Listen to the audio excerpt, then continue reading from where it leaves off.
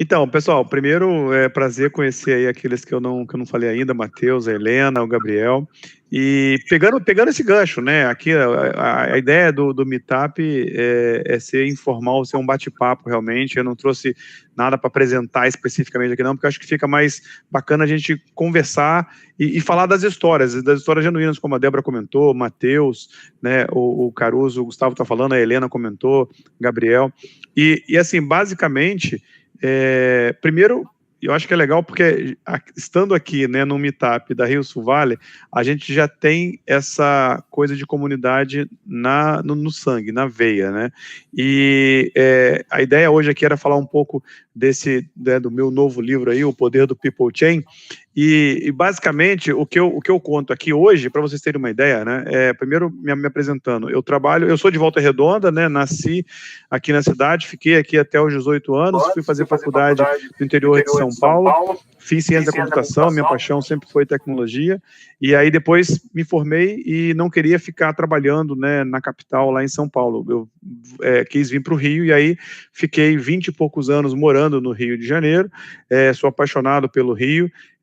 O Rio é uma cidade que tem tudo para dar certo. O Rio é uma cidade que não é para amadores, né? Acontece um monte de coisa aí, tá uma pandemia danada, mostrou o mapa do Brasil aqui, tudo vermelho, aí o Rio, só o estado do Rio e um outro estado que estava em amarelo ou laranja, que não estava tão ruim assim, não dá para entender, né? A gente não tem governador, agora a gente voltou a ter prefeito, mas não tinha prefeito até outro dia. Enfim, a gente está vivendo um momento de desmando, né, do país danado, e o Rio, infelizmente, é uma cidade que, de novo, eu escolhi, foi a cidade que eu morei mais tempo na minha vida, mas no final de 2019 eu decidi voltar, né, para minha cidade natal, aqui para minha terra, Volta Redonda, com o propósito de, primeiro, ter uma vida mais tranquila de interior, né, continuar com salário de capital, que não é nada mal, mas especialmente, o meu motivo maior foi para estar perto, né, dos meus pais, que vão, né, envelhecendo, estão com saúde, graças a Deus, mas que eu sou o mais velho e sempre tem essa cobrança, né, para tá cuidando deles aí. Tive a felicidade de estar aqui, morando aqui já em Volta Redonda ano passado, em maio, trabalhando, estava aqui sentado onde eu estou agora e fazendo uma reunião com a minha diretora, que fica nos Estados Unidos, eu vou falar rapidinho depois disso, mas meu pai tocou o telefone, meu pai ligando, meu pai não é ficando de ligar muito, ele estava com uma dor no peito, querendo ir no hospital. Eu falei com a minha gerente aqui, ela falou na hora, não, pode desligar e vai lá. Graças a eu estar aqui, com 10 minutos eu estava na casa dos meus pais, com mais 10 ele estava já na Unimed ali e ele estava tendo um infarto, né? E foi salvo pela agilidade aí. Então, assim, a minha missão inicial já estava sendo cumprida, né? Da minha volta para cá. E também oferecer para os meus filhos aqui uma vida um pouco mais tranquila de interior, porque é uma coisa que eu nunca acostumei, nunca vou me acostumar com o Rio, e aí, né, estendendo para o Grande Rio aí, São Gonçalo, a Baixada também, tinha amigos que moravam em Duque de Caxias e tudo mais, você tá em casa ou tá numa grande via como a Avenida Brasil, ali amarela, e você escutar tiro, né? Eu não cresci escutando tiro, acostumei com 20 e poucos anos de Rio, muitos amigos, né, Caruso, que é carioca, pode falar, Caruso, você acaba acostumando, né, Tijuca, né, quando a linha amarela, Brasil, às vezes, mas, e eu mesmo assim, né, a gente não tem, eu morei em Botafogo muito tempo, depois morei uma outra etapa da minha vida do Rio, em Jacarepaguá, e em ambos a gente escutava, em Botafogo era por causa do Dona Marta, né, e no Jacarepaguá depois era pela região ali da Cidade de Deus. E é muito ruim a gente ver uma cidade que realmente, por natureza, não tem nenhuma mais bonita no mundo, pelo que o Rio tem, o clima agradável, a população, né, que você cumprimenta as pessoas na calçada sem você nunca ter visto, e as pessoas te cumprimentam, e se parar para conversar sobre futebol, política, eles vão parar também, então é um povo muito bacana. O Brasil é muito bacana, o Nordeste também, né, vários, Sul, mas assim, igual o carioca, de você parar e conversar e puxar papo, não existe de fato, né? Isso é bacana. E infelizmente, desde lá da década de 80, com a parte que a questão das drogas, do narcotráfico foi crescendo muito, e depois com essa questão de milícia, essa junção de política, polícia e tráfico é complicada, né? Acaba dominando a cidade. e contaminando a comunidade, né, como a Débora falou, e muitos jovens, né, imagino que seu primo também tenha sido algo assim, acabam vendo uma oportunidade de crescer muito rápido, né, e de repente acaba se influenciando, né, ou admirando pessoas que com pouca idade já tem dinheiro, já começa a aparecer com alguma coisa ou outra, né, mas aí pelos caminhos errados. Então, e tem um provérbio africano que eu gosto pra caramba, que está na contracapa do livro aí, que fala, né, se você quer ir rápido, vá sozinho, se você quer ir longe, vá em grupo, né, vá acompanhado, vá com outros, mas na trilha correta, né, sempre procurando o bem.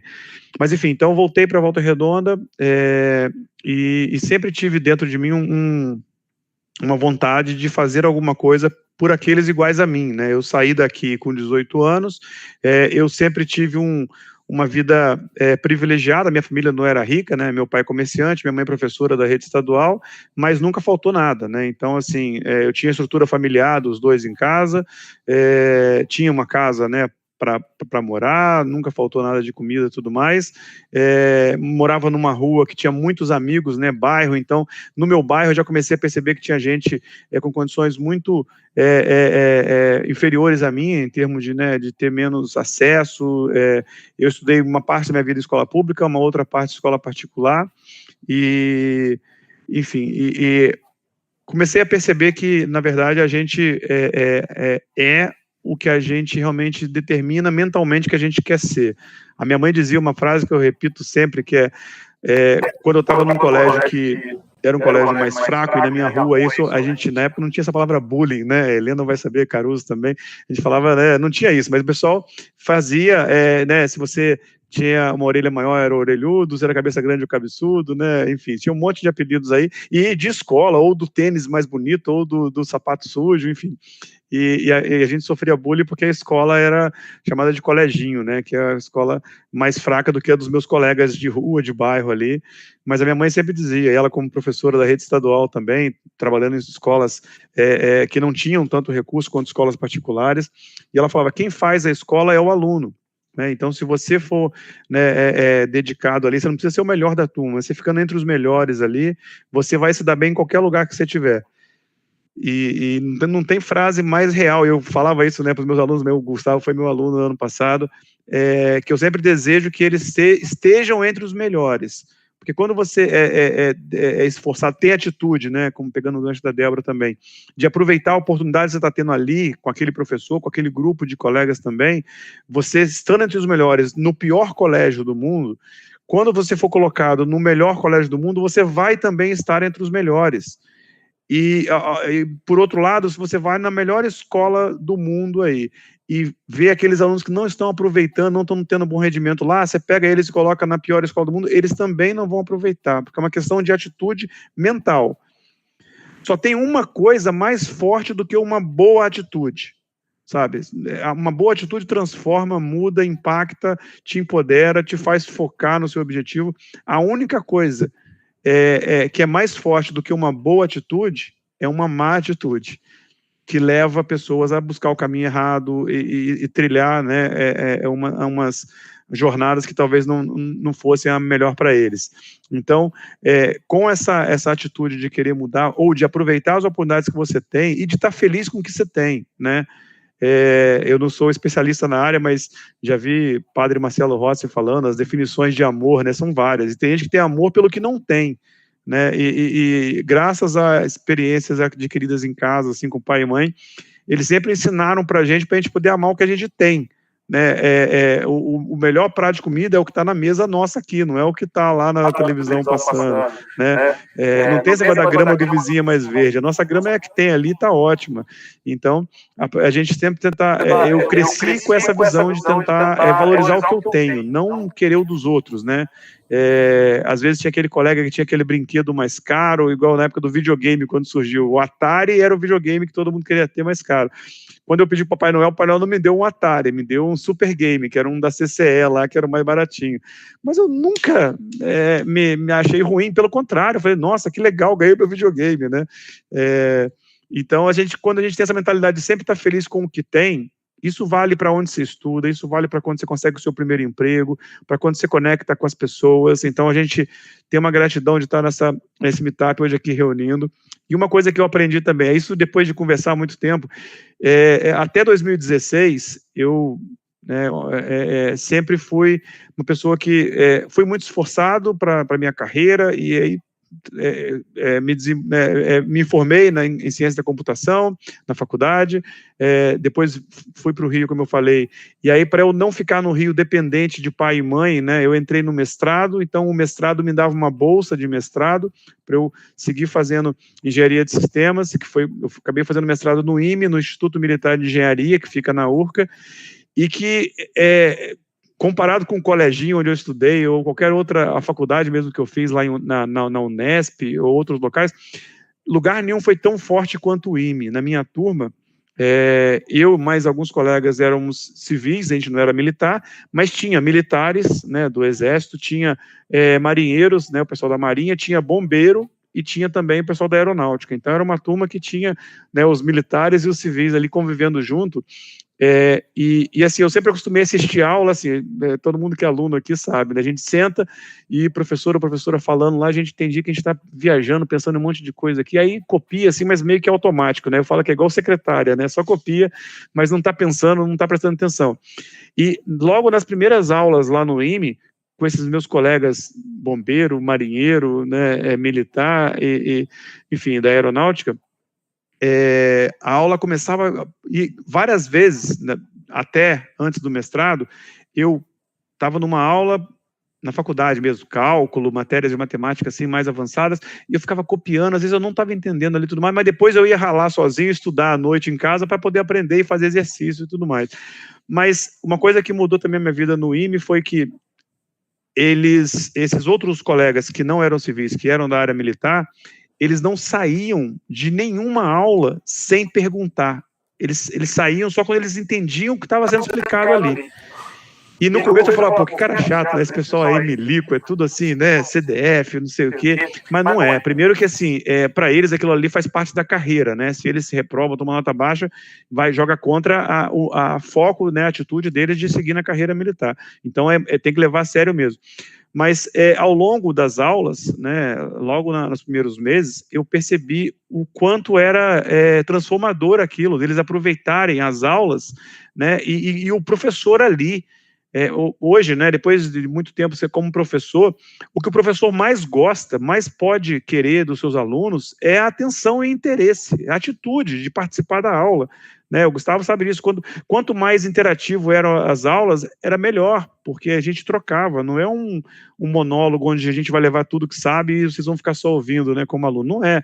Então, né, o ideal é que todas as aulas virassem meetups, né, para que a gente possa conversar realmente aí. Então, aprendi muito com eles e fui percebendo ao longo da jornada, né, são 2 anos de mestrado, que o que minha mãe me disse lá atrás fazia sentido. Eu estava numa escola super forte, que tinha que ralar pra caramba, a nota era A, B, C e D, e você tinha que tirar 80% ou 90% de A's, e o restante tinha que ser B. Se você tirasse um C, você tinha que tirar depois o resto tudo A. Então, assim, tirar um D, você está fora do mestrado, que tinha a bolsa, né? Então, e logo depois, né, depois de 4, 5 meses lá ambientando, eu já me sentia entre os melhores ali também. Então, estudando, fazia trabalho com meu colega, que virou meu amigo o Silvio, que é bombeiro, o pessoal da Marinha, enfim, muitos do Exército. E aí eu notei, falei, poxa, legal, estou aqui de novo entre os grupos dos melhores também. Lá era muito, a barra era muito alta, então quase todo mundo era melhores, mas estava ali feliz e vendo que o fato de eu ter estudado no coleginho, né, estadual lá atrás, não me atrapalhou. A atitude que minha mãe me ajudou a desenvolver lá foi trazendo. E aí, então, assim, em resumo, vim para o Rio para ter a minha independência, né, como pessoa adulta, ter meu trabalho, e aí, durante o mestrado mesmo, eu comecei a fazer algumas ações, né, estava começando a internet naquela época, estou falando de 99, mas a internet em 95, 96 já estava começando a crescer no país, e aí eu fazia o site do que eu estava fazendo, do meu projeto de mestrado, que era um portal de comércio eletrônico para comparar preços, tipo o que o Buscapé faz, eu não sei se tem muitos outros que fazem isso hoje, e eu comecei a fazer, e aí dá uma visibilidade disso, cadastrando, na época não tinha Google na época ainda, né? Tinha alguns portais que você ia lá e cadastrava o seu site, o que você está fazendo. E numa dessas, né, o Achei, que era um dos buscadores da época, me fez uma proposta para uma entrevista, me chamou para uma entrevista e eu acabei entrando, e foi minha primeira carteira assinada com um salário bacana, né, de quem quer trabalhar com tecnologia. Foi como programador, como desenvolvedor de software. E aí, enfim, segui trilhando a minha carreira, né, sempre no Rio, depois em outras empresas multinacionais, grandes também.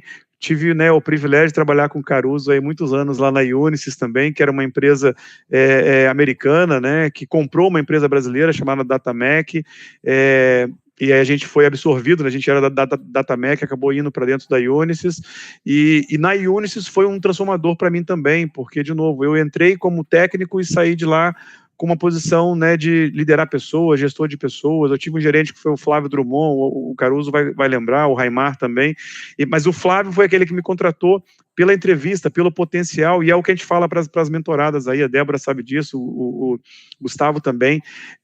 A gente tem alguns casos já, do ano passado para cá, né, de pessoas da Atitude Infinita, de mentoradas, na verdade foram alguns exemplos femininos aí, mas tem exemplos masculinos também, que ganharam uma oportunidade, ganharam aquela vaga de trabalho, agora, mesmo durante a pandemia, na entrevista, na atitude, na autoconfiança que se passa numa conversa, e isso que realmente é legal.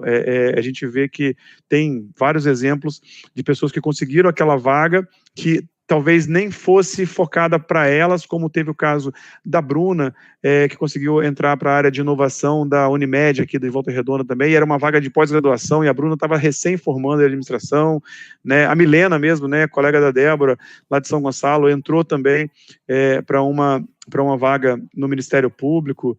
Agora eu estou na dúvida se é Ministério Público ou se é TJ, mas eu acho que enfim, né? Ministério Público mesmo. Ministério Público mesmo, né?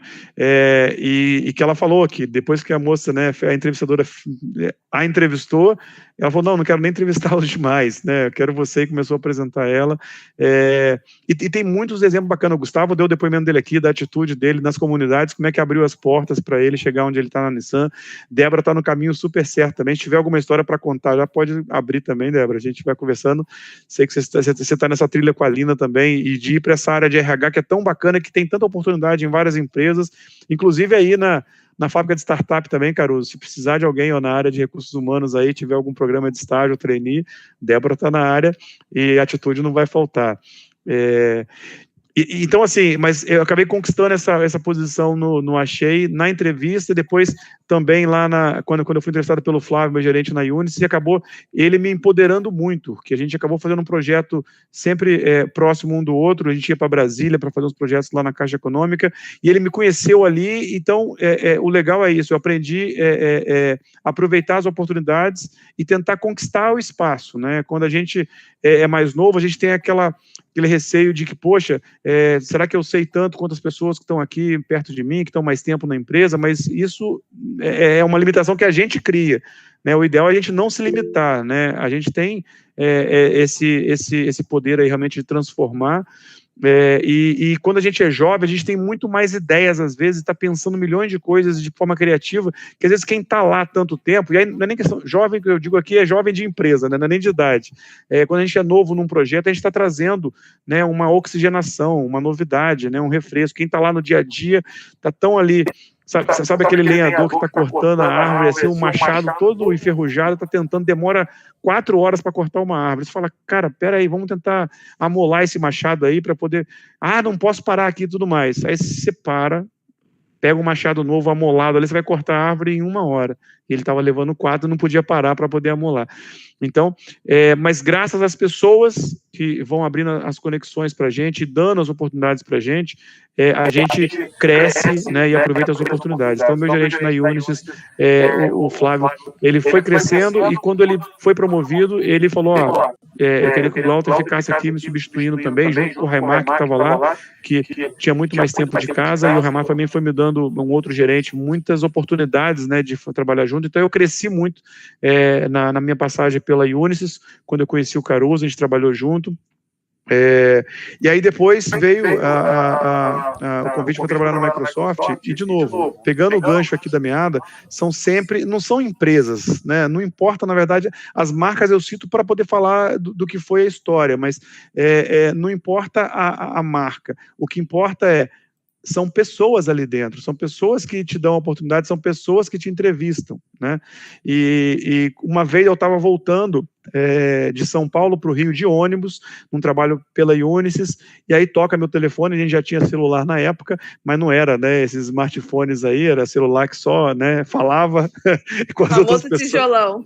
O tijolão, mas enfim, não tinha né, tela touch, nem tirar foto, nem nada, mas tocou o celular, eu estava no ônibus, na Dutra, e aí uma pessoa de RH da Microsoft falou, olha, você foi indicado aqui por algum amigo seu para uma entrevista da Microsoft, uma posição, e a gente queria marcar então essa primeira entrevista, e ela, você sabe quem te indicou? Eu falei, não faço a mínima ideia, mas se ele me indicou é meu amigo mesmo, né, porque senão não indicaria. Aí a moça ainda riu, e aí eu fui fazer a entrevista, né, e aí eu fiz uma entrevista no Rio, no centro do Rio, e a segunda foi em São Paulo, e eles mandaram a passagem, né, pagaram a passagem para eu ir para São Paulo, a gente já se sente importante, né, só de você ter a passagem para poder fazer uma entrevista, e foi super bacana, meu diretor lá de São Paulo também, enfim, consegui entrar na Microsoft, e aí depois, né, meses depois que eu fui descobrir quem era esse amigo misterioso que me indicou. E no fundo era um colega de Unisys, né, da minha empresa anterior que eu trabalhei. A minha última posição na Unisys foi uma área que eu trabalhava com outras pessoas da América Latina, era uma posição, né, global, e aí a gente tinha 5 brasileiros e tínhamos 3 colegas que eram da Colômbia. E foi um desses colegas que me indicou, porque, olha só, uma pessoa de RH da Microsoft, que era do RH da Unisys, mas que não cuidava eu não conhecia essa pessoa, ele não cuidava dos brasileiros, ele cuidava dos latino-americanos, então cuidava dos colombianos e dos outros aí. E aí esse cara chamou o Juan, lá da Colômbia, para poder ver se ele estava interessado para essa vaga na Microsoft. O Juan falou, poxa, eu não estou não quero me mudar para São Paulo, mas, poxa, um cara que se enquadra bem, isso aí é o Glauter, fala com ele. E foi assim que a Microsoft chegou até mim, né? E aí, de novo, eu já passei por... Um caso do People Chain, né? Do poder do People Exatamente. Chain. Da estampada aí. É de conexão e a gente deixar as portas abertas com as pessoas, né? Porque se você é uma pessoa muito qualificada, mas você cria atrito com as pessoas, ninguém vai te indicar, né? Agora, se você é parceiro, parceira, e cria essa corrente do bem, Caruso já agregou tão bem essa questão da corrente do bem, melhor do que eu aí. Eu olho para ele, eu lembro da corrente do bem e tudo isso. Mas é isso, a gente cria uma corrente tão legal de pessoas ao redor que quando pinta a oportunidade, são as primeiras que levantam a mão e se conectam, né? O fato da Débora estar aqui hoje conectada com a gente, lembrei desse fato aí, o Caruso já pegou ali uns contatos, e assim que ocorrem as coisas, na verdade, né? Mais do que qualificação, quando uma pessoa conhece uma outra, ela vai abrir a porta para aquela ali, né? O Gustavo pode falar, se a Nissan te pedir para indicar alguém, né, para uma posição para trabalhar com vocês lá, antes de olhar currículo no papel, ou mesmo LinkedIn lá na rede social, você vai pensar em alguns amigos seus que são muito bons, né? E não importa o que a pessoa sabe ou tem de certificação ou de diploma, se a pessoa tem potencial, se o Gustavo sabe que tem alguém que é muito inteligente, que preenche os pré-requisitos lá da vaga, mas que sabe que ele vai dar conta, vai aprender e vai atuar, é a primeira pessoa que ele vai pensar em chamar, porque a atitude é que conta muito. Então, falando dessa história toda, para poder contar que eu passei por diversas posições, né, na Microsoft depois, e 2 ou 3 vezes a vaga que eu entrava, né, que eu mudava de cargo, a vaga era para São Paulo. E eu não queria morar em São Paulo, né, de forma alguma. Então, quando eu entrei para a empresa, eu falei, beleza, estou disposto, se precisar eu vou, né, beleza, a gente faz esse sacrifício de ficar um pouco mais longe da família aí, de não morar numa cidade que eu queria morar, que era o Rio, mas em prol da carreira, tudo bem. Mas aí Papai do Céu também ajuda, a gente dá umas movimentações aí, né, eu estava num processo para uma vaga para São Paulo, e aí abriu uma outra vaga também, até melhor, ir para o Rio, e aí eu já entrei nessa de cara na Microsoft. Depois, uma segunda posição era uma vaga global, que aí estava lá como São Paulo aqui no Brasil. Eu também falei, deixa eu entrar aqui para o processo interno para fazer as entrevistas, conversar, depois, se eu for aprovado, aí eu vejo essa questão. E aí consegui ser aprovado, meu gerente era um canadense, e aí, conversando com ele, eu falei, olha, estamos aqui, o trabalho é esse aqui, eu acho que não preciso morar em São Paulo, né? Ele falou, não, tudo bem, você mora no Rio, beleza, fiquei no Rio.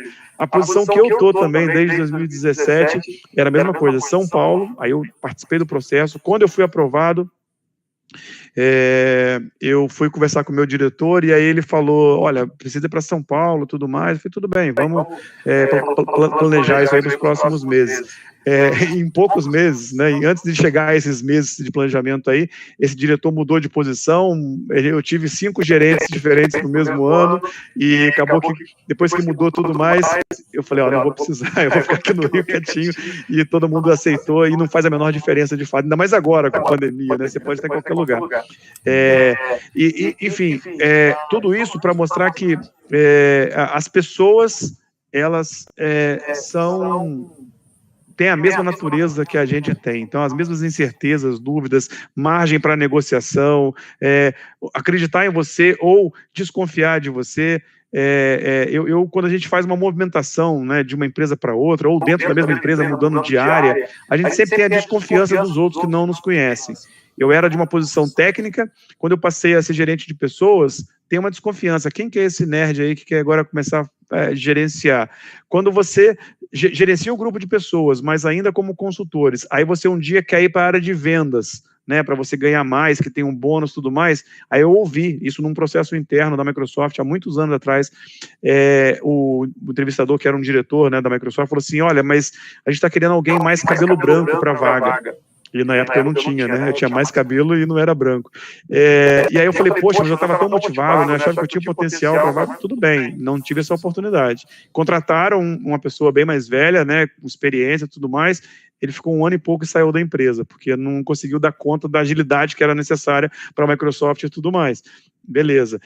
Anos depois, eu consegui uma posição na área de vendas que eu queria, fiquei 6 anos da minha vida na Microsoft, foi a posição que eu fiquei mais tempo, até chegar onde eu estou hoje, que eu trabalho com pessoas. Mas acontece uma coisa também diferente com o tempo. Hoje que eu tenho, né, o cabelo branco aqui para disputar algumas vagas que, de repente, quem quiser cabelo branco vai querer, eu já começo a perceber, e com amigas e amigos também, né, vou pegar o exemplo da Helena aqui e tudo mais, mas não como algo negativo não, mas é que começam a olhar para a gente já como uma questão assim, não, mas você está ficando velho, você já está obsoleto, nem conhece, né, a gente nem conversou, peraí, né, eu ouvindo a Helena antes de eu abrir a câmera aqui, eu estava fazendo outra coisa na tela, mas estava te ouvindo já falando, você não caracteriza a imagem, a pessoa, mas sim o que a pessoa traz. Helena falando um discurso de pitch de startup aqui, né, de pessoas de 18, 20 anos. E é isso que nos mantém, porque, na verdade, vocês vão saber disso. Eu vou falar Matheus, Débora, Gabriel, o Gustavo aqui, Caruso, Helena e eu, a gente já tem mais ou menos a mesma geração. Quando eu fiz 40 em 2016, é esse ponto que eu quero pegar para poder voltar no fio da meada aqui, mas a gente não envelhece, pessoal. Na verdade, assim, o corpo vai envelhecendo, a gente muda, o cabelo vai caindo, vai ficando branco tudo, mas quando eu comecei uma posição nova na Microsoft mesmo, há 4 anos, quando eu faço uma transformação na atitude, como a gente fez ano passado, que eu vou contar para vocês, quando a gente publica um livro, a gente é um garotinho ou é uma garotinha, cheio de incerteza, síndrome do impostor, fala, pô, será que não vão achar que eu sou impostor aqui, querendo falar disso, mas... Então, assim, a nossa mente não envelhece. Quando a gente tem relação com a nossa mãe, a nossa mãe olha pra gente como criança ainda até hoje, vai sempre achar que é o meu menino, a minha irmã é a menina, os nossos pais vão fazendo 70, chegando a 80, aí você começa a perceber que a memória vai ficando mais fraca deles e tudo mais, mas se você não parar para notar, você está tratando deles como você tratava lá atrás, quando eles tinham 40, né? Porque na cabeça... então, assim, as molecadas que meu pai faz hoje com 70 e poucos, essas são as mesmas que ele fazia com 16, né? Que a minha avó chamava ele de Danilo Danado. Então, assim, a nossa mente não envelhece, o corpo é que envelhece, aí cabe a nós, né, tentar fazer com que a mente e o corpo fiquem sãos, né, e a gente tenha a vida prolongada. Mas foi só em 2016, quando eu estava no ano que eu ia completar 40 anos de idade, que eu comecei a entrar na crise da meia-idade e falar, poxa, peraí, eu estou feliz até aqui, consegui construir a minha independência financeira, né, tenho o meu patrimônio, a minha independência legal, minha família, em 2016 eu já tinha, né, os meus 2 filhos, já estava casado, mas eu falei, poxa, eu vou fazer 40, né, antigamente era meia-idade, mas agora não é mais, porque a gente está vivendo até um pouco mais, né, a gente quer viver 120, né, 1/3, vamos dizer, da idade. Mas mexeu, porque quando você sai, né, de 39 faz 40, quando você entra na carreira dos ENTA, você só sai quando você faz 100, porque do 40 até 99 é ENTA, né? Então, e eu espero sair, espero que todos aqui saiam também. Eu tenho um vizinho aqui do lado, que mora lá da minha casa aqui, que é o seu Naim, ele tem 85 anos, já tomou vacina, tudo super feliz, descendente, né, de libanês, uma figuraça. Ele parece uma mistura de Mestre Yoda com o Sr. Miyagi e aquele Mestre dos Magos, assim, mas é um senhorzinho muito bem inteligente pra caramba, foi professor, né, da FOA, inclusive, onde eu dou aula, é engenheiro, né, já aposentado há bastante tempo, e não para, aqui nunca foi tão verdade que a grama do vizinho é mais verde, porque a dele é sempre muito mais verde aqui, igual ele cuida, né, tão bem. Então, assim, acho que ele vai viver 150 anos aí fácil. Mas, enfim, a gente não envelhece, mas quando eu parei para fazer uma reflexão na minha vida, perto de fazer 40, quando eu estava com 39 para fazer 40, eu faço dia 11 de agosto, então foi 2016, estava no meio da Olimpíada, né, do Rio, e eu falei, nossa, eu preciso fazer algo não só por mim, mas pela comunidade que está ao meu redor, de forma genuína, querendo, de fato, fazer algo que não ia ganhar nada com aquilo, mas que eu ia ajudar pessoas iguais a mim, que saíram também de Volta Redonda, do Sul Fluminense, e comecei a pensar em algo, e daí surgiu a ideia de fazer, né, um grande evento, começar a estimular esse conceito de comunidade. Eu não conhecia a Rio Sul Valley na época, e a gente, falei, poxa, vamos tentar estimular esse conceito de meetup e tudo mais, que é uma coisa que vem, não é novidade, meetup não é uma coisa nova dos anos 2000, é uma coisa que surgiu lá na década de 70, né, lá no Vale do Silício, onde o pessoal se reunia para trocar alguma coisa, né, e aprender junto, e aí comecei a escrever um livro que eu queria falar sobre startup, convidei um amigo que já conhecia também de muito tempo, né, há mais de 30 anos, que é o Ricardo Abreu, e aí a gente começou, então, a planejar alguns eventos, né, e um grande evento para fazer aqui em Volta Redonda, que a gente deu o nome de Start VR, e o principal ponto foi, olha, a gente tem que colocar uma premissa aqui, que a gente quer conectar 4 pilares desse evento, conectar o setor público, conectar o setor privado, conectar as instituições acadêmicas, faculdades e colégios, e a sociedade, para fazer esse grande evento. Se a gente conseguir conectar essas 4 pontas, vai ficar legal. E aí, então, a gente começou a fazer reunião com o Sebrae, com um monte de faculdade que eu conhecia aqui da região, com as empresas, né, várias empresas CSN que eu sempre atendia, a Peugeot, que eu tinha contato, que tem uma prima que trabalha lá, e várias outras foram chegando até a gente, e faltava o setor público. E naquele ano teve eleição, o prefeito que ganhou aqui na região, que foi o Samuca, era um cara novo, tinha 35 anos, e tinha um colega, na verdade, eu nunca, né, não tenho pretensões de me envolver com política, mas um amigo foi candidato a vereador, né, eu votei nele, era do Partido Verde, que era do mesmo partido do Samuca, que acabou ganhando. Foi um prefeito, né, azarão, assim, não era, né, não estava nem entre os 4 ou 5 mais pleiteados, e acabou indo para o segundo turno, e aí ganhou, por ser a novidade, né, ser a juventude. E acabou, depois que ele foi eleito, né, isso já no final de 2016, um dia toca meu telefone, né, aí já era o smartphone, que você podia ver ali, né, a telinha bonitinha, e era o Samuca, eu atendi, o número não estava conhecido, o Samuca, prefeito eleito de Volta Redonda, tudo mais, eu falei, poxa, que legal, né, pelo menos assim, me senti importante, que é a primeira vez que o prefeito da minha cidade me liga, né, e aí ele explicou que quem passou o contato foi o Dudu, que era meu amigo, foi candidato a vereador, não ganhou, o Dudu não ganhou para vereador, mas ele queria, o Dudu tinha falado muito bem de mim, eu tinha feito uma viagem pela Microsoft naquele ano e acabei fazendo tirei 2 semanas de férias para fazer umas viagens pelo Vale do Silício, conhecer um pouco mais sobre algumas empresas, esse espírito de comunidade, meetup, para escrever o livro, né, E aí, então, tinha publicado alguns artigos do LinkedIn, e o Samuca se interessou porque o Dudu mostrou para ele aquilo ali. Então, eu fui conversar com ele, e aí fechou aquele último elo que faltava para a gente fazer o Start VR aí, que era a conexão com o poder público, né? Então, começamos a conversar com diversas faculdades, com diversos órgãos como Sebrae, Firjan, Associação, a CDL, né, de diretores lojistas de Volta Redonda, enfim. Tentamos abrir até para outras cidades também, como Barra Mansa, e aí, então, depois de planejar bastante isso, em abril de 2017, a gente fez o primeiro grande evento, chamado Start VR, para fazer um concurso de startups, para trazer um monte de palestrantes de diversas partes. O Caruso teve no segundo dia, né, Caruso, daquele primeiro evento, assim, pegou um pedacinho lá junto com o Hector. A gente colocou 250 pessoas, né, até um pouquinho mais, né, no final de semana, sábado e domingo, no espaço da CDL em Volta Redonda. Chamei o pessoal da equipe Jaguar para poder fazer a apresentação de futebol de robôs, uma menina que trabalhava com drones, o pessoal lá de Paulo de Fronten, que tem a faculdade de... tem a foto aí, ó, legal. Exatamente essa foto, a gente estava lançando o Espírito Startup e o Start VR. Então, assim, foi um evento de primeiro mundo, né, de tudo do bom e do melhor que a gente tinha aprendido e tendo participado de vários eventos aí, a gente trouxe e fez um evento aqui também como a gente queria, né, a diversas mãos, né, ninguém faz nada sozinho. A prefeitura estava envolvida, que aí já com a Secretaria de Desenvolvimento Econômico, a Thaís, que daquele Volta fez muita coisa, fomos atrás de patrocinadores e tudo mais, então assim, conseguimos fazer o evento acontecer e a gente estava divulgando o espírito de startup na época para poder incentivar o empreendedorismo, incentivar jovens a se conectar, né, e por aí a coisa foi fluindo.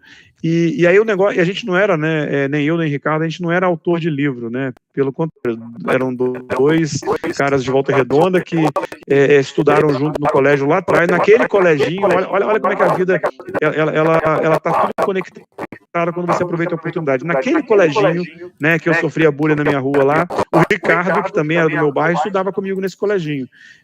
Foi nesse coleginho que era bem mais fraco, e era realmente bem mais fraco do que os outros dos meus colegas de rua, que a matemática era mais fraca, a história era mais fraca, biologia, tudo mais, mas foi nesse coleginho que eles criaram um laboratório de informática lá, em 86, 87.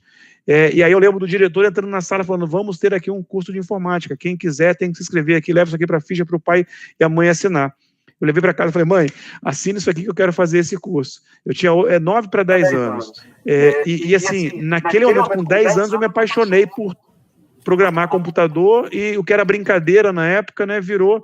eu assim, me senti privilegiado nesse momento também, mais uma vez, porque aquela dúvida que muita gente tem no vestibular, com 17, 18 anos, né, do que fazer, de qual carreira seguir, se eu faço direito, medicina ou engenharia, eu não tive, eu sempre soube que eu queria fazer computação, graças a esse cursinho no coleginho, que o Ricardo também fez.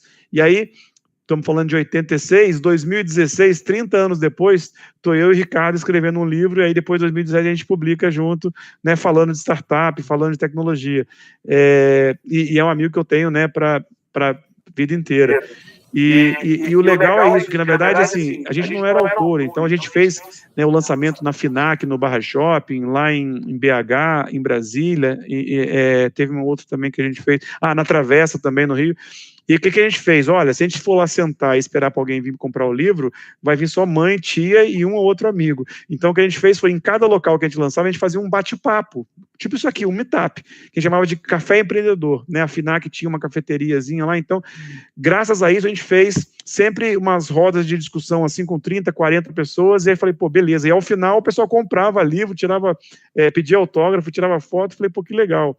Né, uma carreira que não era o que a gente tinha pensado, mas o livro em si não era para você colocar teoria e botar na estante, mas contava uma história que a gente estava implementando com o Vale Digital, com o Start VR, né? Então é fazer o que a gente está falando. E tentar falar o que a gente está fazendo. Então, isso começou a ganhar força, e aí a editora pela qual a gente publicou o Espírito Startup me convidou, falou, você não quer fazer outro projeto? O projeto está dando tão legal, essa questão do empreendedorismo. E aí eu conheci tanta gente naquela jornada, também assim, como de forma orgânica, né, falando pelo LinkedIn, conversando, conectando. Eu tinha convidado, para esse evento de Volta Redonda em 2017, eu tinha convidado várias pessoas que eu conhecia e muitas que eu não conhecia também, de diversas empresas, né? E aí eu gostava gostava de assistir o Pequenas Empresas domingo, assistindo especialmente a coluna que chamava Pegni.tech, que tinha a apresentação da Juliana Munaro. E aí eu fui no LinkedIn lá, mandei uma mensagem para ela e tudo mais, aí ela me respondeu alguns dias depois, e a convidei para vir para Volta Redonda, ela veio também. Em resumo, 6 meses depois a gente estava escrevendo um livro junto, que foi meu segundo livro de Zup Talks.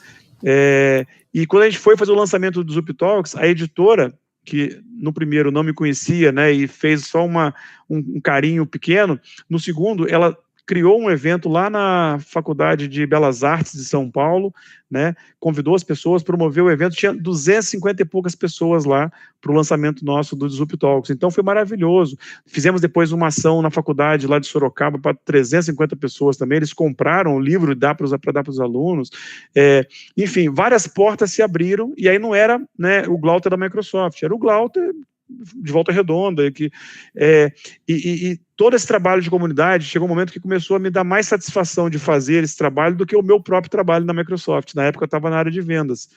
E aí eu falei, poxa, acho que eu vou sair da Microsoft. Eu estava, inclusive, com uma startup também, com 2 sócios, colegas brasileiros que estavam morando lá no Vale do Silício, o Gobi e um outro sócio, que já não é nosso sócio mais, porque estava fazendo coisas erradas. Mas, enfim, muito bacana a jornada também. A gente lançou um aplicativo, né, lá nos Estados Unidos, foi muito legal. Mas, então, assim, eu falei, poxa, mas quem me paga, né, o ganha-pão, no final das contas, para pagar as escolas das crianças aqui, o condomínio caro no Rio lá que tinha que pagar e tudo mais, é a Microsoft, né? Mas aí o mundo é tão legal, porque eu continuava fazendo os trabalhos, né, pela região aqui, Volta Redonda. Eu não falei, mas vou voltando no tempo. Nessa mesma época, 2017, eu fundei a Atitude Infinita, que o propósito na época era conectar pessoas, mas era de forma diferente. Era como? A gente trazia profissionais de diversas áreas para dentro de algumas escolas públicas aqui da cidade. Então a gente fazia uma super aula, como a gente chamava, e depois criava uma conexão entre o palestrante que estava ali, né, que não era um professor tradicional, com os estudantes. Porque o que eu queria, de fato, era assim, quando a Juliana vem lá de São Paulo para cá, para falar de jornalismo, de TV, para um monte de jovens aqui de Volta Redonda, se alguém tem aquele sonho de ir para São Paulo, de conectar outra carreira, ela vai ter a conexão pessoal com a Juliana ali, que ela ia passar os contatos e tudo mais, e tinha alguém para conectar com ela antes dela ter que se mudar para uma cidade que ela não conhece ninguém. Quando eu vinha, quando pessoas do Rio vinham, lembro do Wesley, que trabalhava na Globo, trabalha na Globo ainda, veio para cá também para falar de animação, computação gráfica, então ele compartilhava o contato dele. Então, se alguém daqui, algum jovem daqui fosse pensar em morar no Rio numa época, tinha pelo menos alguém que morasse lá também, né, além de mim, mas o Wesley falando de uma carreira e podia conectar. Então esse era o propósito, a gente entrar nas escolas e trazer pessoas do mercado para poder passar conhecimento e criar uma conexão. E de 2016 até final de 2017, eu estava pensando em deixar a Microsoft, que eu já estava quase 10 anos, estava 10 anos na empresa, em 2017 eu completei 10, e falei, pô, tá bom, eu faço outras coisas agora também e vou seguir essa linha de empreender. Mas quando você faz o bem para os outros, né, sem pensar em algo só para você, o mundo conspira a favor. E aí abriu uma oportunidade na Microsoft, eu não estava procurando, pelo contrário, eu estava com a cabeça em sair da Microsoft, legal o tempo que eu fiquei aqui, mas aí fala o seguinte, olha, tem essa vaga aqui, ó, que é a sua cara, que é uma vaga de líder de comunidade, tudo que você está fazendo aí fora, só que para você liderar aqui uma comunidade grande de profissionais que são premiados, né, com o título de MVP, mas aqui de profissional mais valioso, Most Valuable Professional. E a gente tem uma comunidade no Brasil aqui, de 150 pessoas, e a vaga está em aberto. A pessoa que estava aqui, ela foi para uma outra posição lá nos Estados Unidos. Você não quer participar do processo? Aí eu entrei no processo, e fiz umas 4 ou 5 entrevistas com pessoas do Brasil e outros dos Estados Unidos, mas o que me deu certeza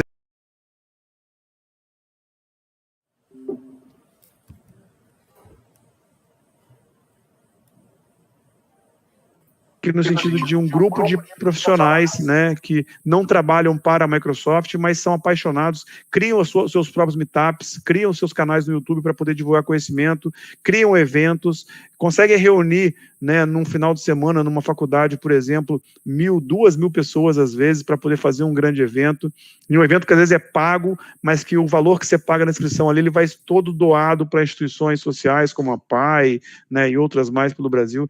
Então, uma galera super apaixonada por isso aqui também, que a gente acredita.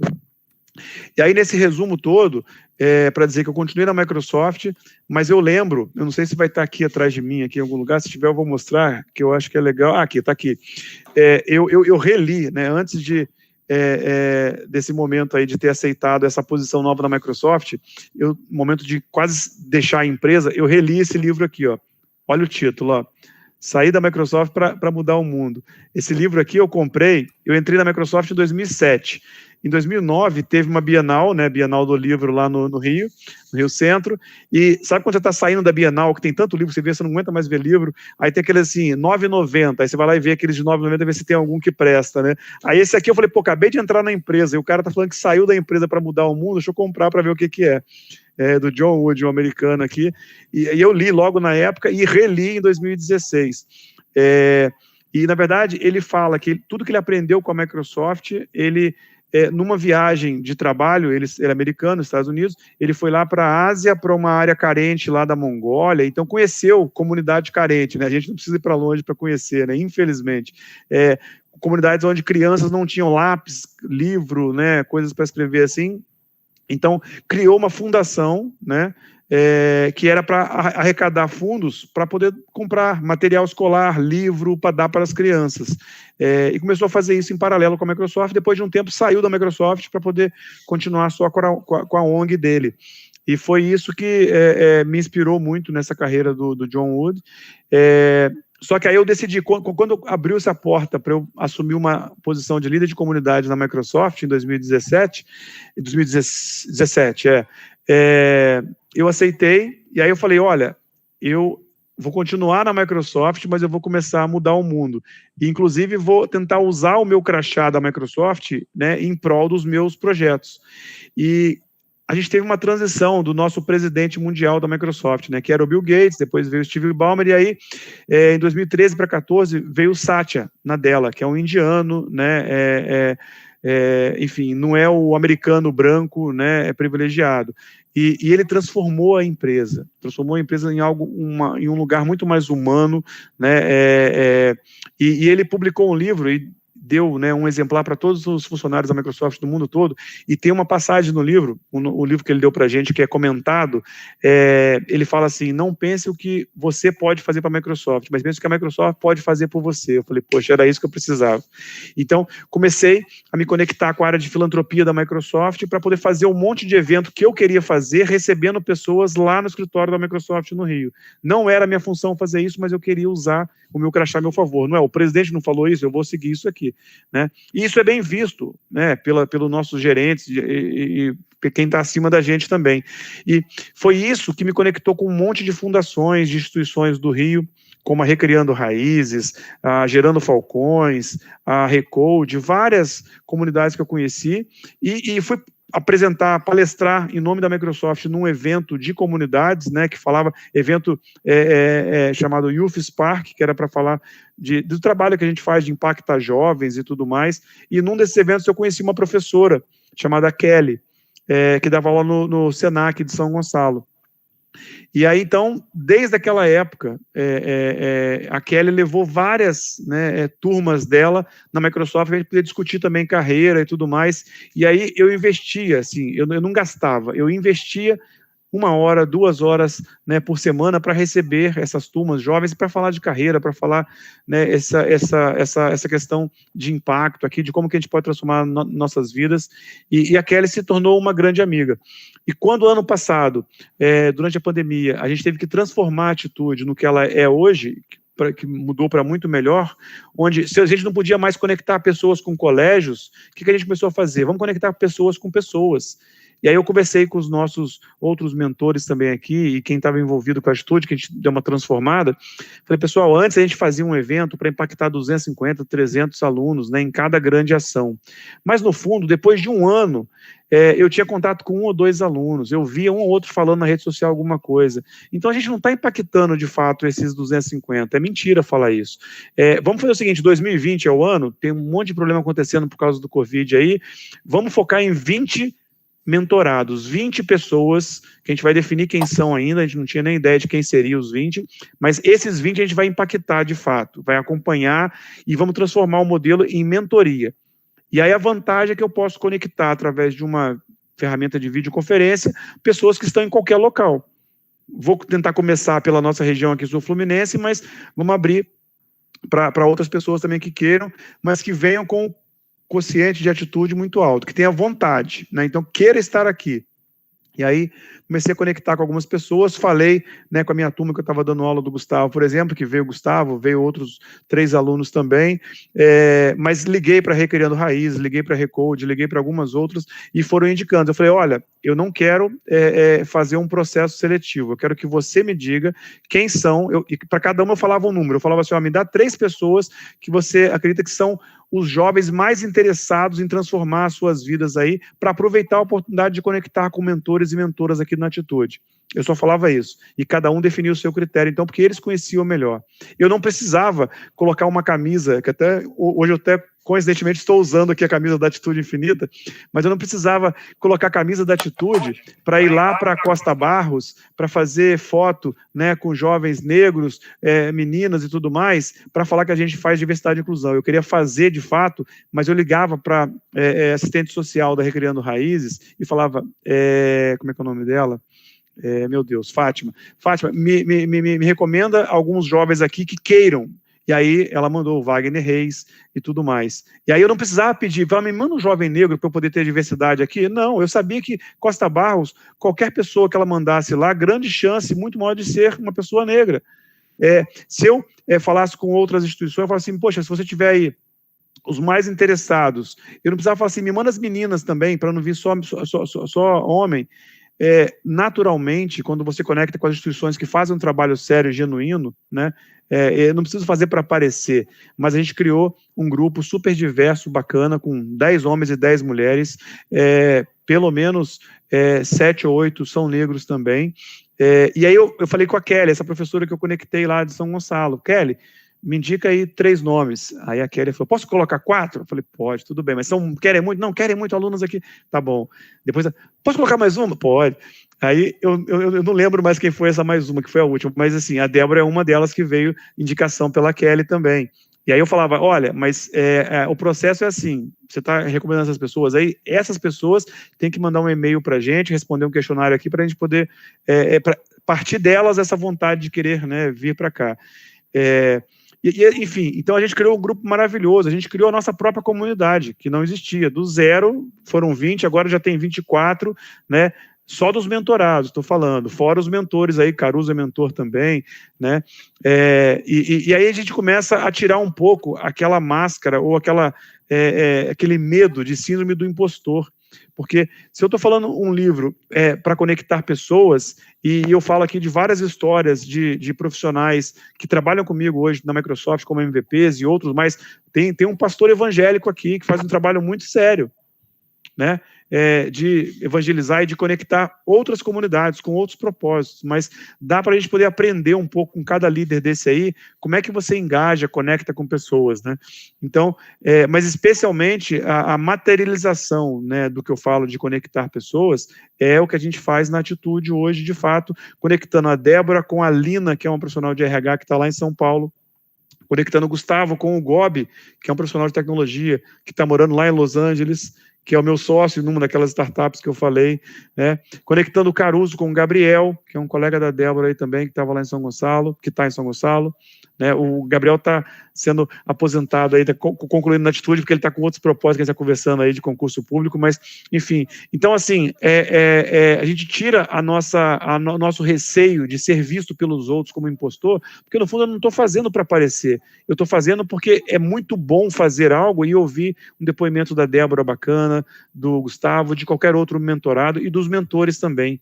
Não é um processo que o mentor está ensinando, está num patamar aqui, o mentorado está aqui ouvindo. Não, é um processo assim, porque vários mentores e mentoras que são da minha geração, 30 e poucos, 40 e poucos anos, a gente quando conversa com a Débora, com o Gustavo, se o Matheus Gabriel tivesse lá também, a gente ia mudar a nossa visão de ver as coisas. A minha geração tinha como exemplo de super-herói, era o Superman, aquele cara com cabelinho bonitinho, penteado aqui, né, fortão, branco, e a Mulher Maravilha, que era aquele cabelão preto também e tudo mais. Hoje, você tem Pantera Negra, você tem um monte de heróis diferentes aí também, que representam muito mais a nossa comunidade, né?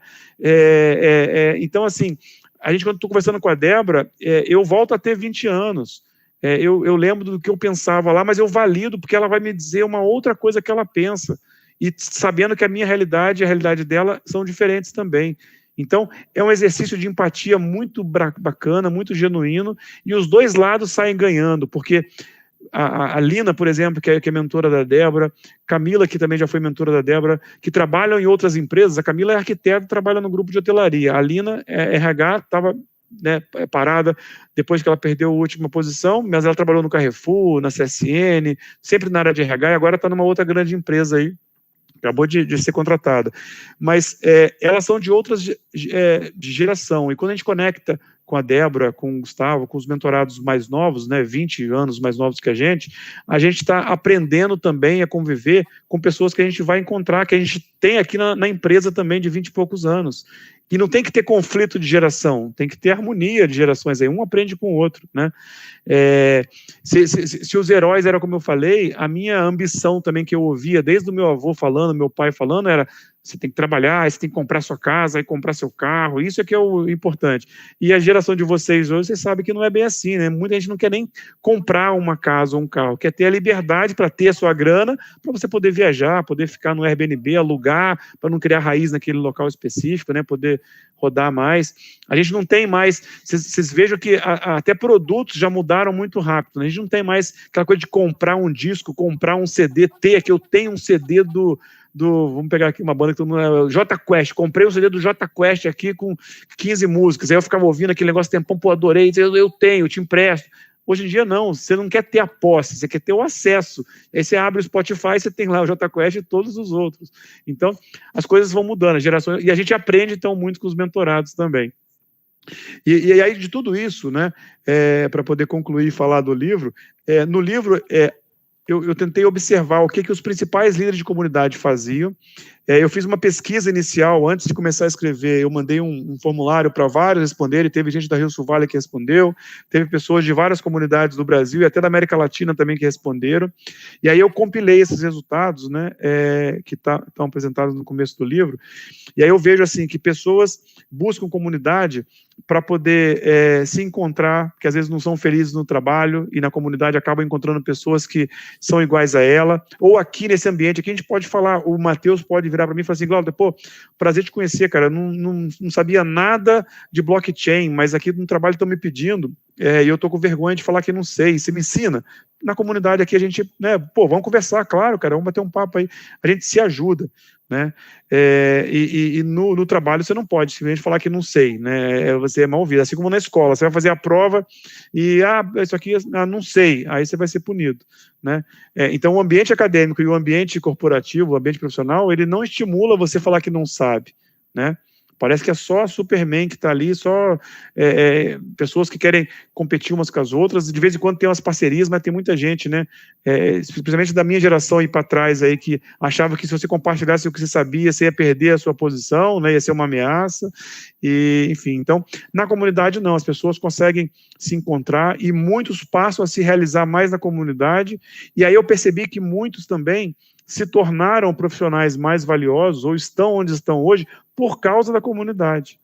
Muitos deixaram seus trabalhos que não os fazia feliz e na comunidade se reencontraram ou empreenderam, criaram suas próprias startups também, né? Ou passaram por exemplo, tem vários MVPs que criaram a sua própria plataforma de treinamentos e cursos, então eles fazem um monte de coisa gratuita e também tem um público que paga para poder ter conteúdos deles lá, e eles vivem disso, e vivem bem.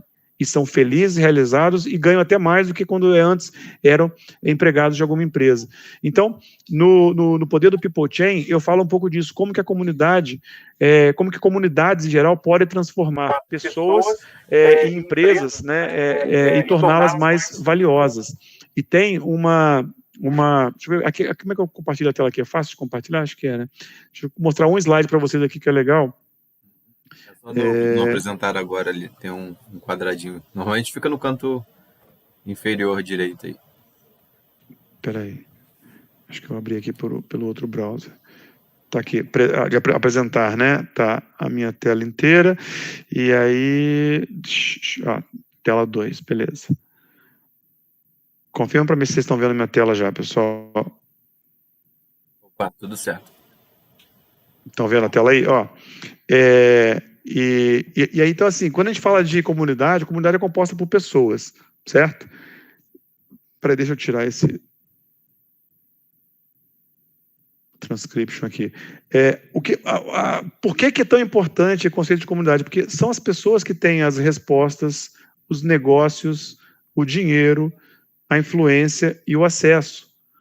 Então, se você está com uma ideia, está montando uma startup, quer investidor, quem vai ter investimento para colocar em você são pessoas que vão ter dinheiro. São pessoas que vão ter empresas para poder investir no seu negócio ou pessoas que vão ter, né, negócio para comprar o seu negócio até em última instância, né? Quando a gente está em comunidade aqui, a gente traz desafios, traz problemas e tudo mais, e as pessoas vão encontrar essa resposta. Então, é fundamental para a gente falar e discutir pessoas, porque são elas, de fato, que conseguem, né, nos agregar com todos esses fatores aí. A gente tem, o nosso recurso mais precioso é o tempo, né? O tempo é o único recurso que a gente não consegue guardar para usar depois, né? O resto tudo a gente consegue acumular, o tempo não, a gente está só utilizando o que tem. E, ao mesmo tempo, os nossos ativos mais valiosos são as pessoas. Então, falando desses dois pontos aí, tempo e pessoas, não tem nada mais importante ou transformador se você colocar pessoas que são os seus ativos mais valiosos, usando, né, o seu recurso mais precioso, que é o tempo, mais importante, para, em prol de um mesmo propósito, trabalhar junto para poder se ajudar, para poder transformar a comunidade ao seu redor, né? Quando a Débora falou, né, da realidade do bairro dela de São Gonçalo, o Matheus já levantou a mão, poxa, vamos conectar aqui depois, se a gente puder ajudar de alguma forma, né, Matheus está em Resende agora. Então, de novo, sozinho, a gente pode até fazer algumas coisas rápidas, mas elas acabam não ficando, né, prolongadas ou durando muito tempo. Quando a gente faz junto, a gente vai longe e fica muito tempo. Tem até um exemplo do Planeta dos Macacos, que ele pega, o macaco lá, ele pega um graveto, né, e quebra. Aí, tipo, um só, fraco. Aí ele pega vários galhos, tenta quebrar e não consegue, né, porque é muito forte. Exatamente. Legal, né? Exatamente, é isso.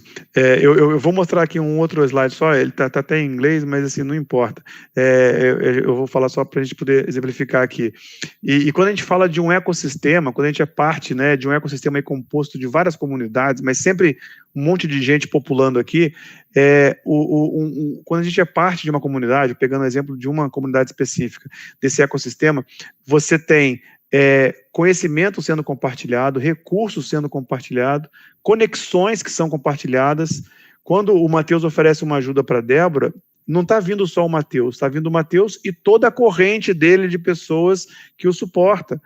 Então, vem as conexões. E assim como a Débora, eu lembrei que agora, conectando, né, o que ela está fazendo com a Lina, mentora dela de RH, e com o Caruso, que está na fábrica de startup, que sempre tem oportunidades também lá no radar, aqui, ó, estamos compartilhando oportunidades. É o que a gente consegue tirar o tempo todo desse ambiente de comunidade, de ecossistemas que a gente está envolvido. Então, esse é um outro, uma outra reflexão importante.